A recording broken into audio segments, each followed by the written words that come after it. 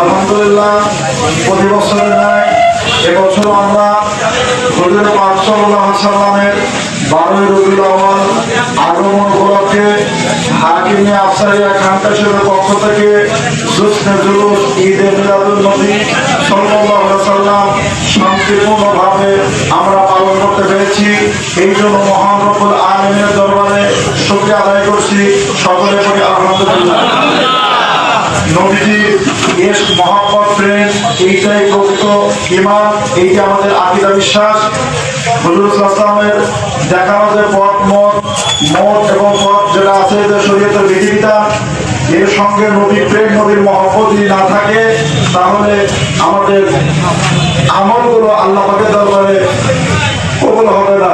এই জন্য আমরা নবীজির শরীয়তের বিধিবিধানের পাশাপাশি নবীর প্রেম নবীর মহব্বত নবীর ভালোবাসা এটা যেমন আমরা অন্তর পোষণ করি, বাস্তব রূপরেখা দেখানোর জন্য নবীর মহব্বত নবীর প্রেমে শরীয়তের বিধিবিধান মোতাবেক বেশিরিত কোনো কার্যক্রম আমরা করি নাই।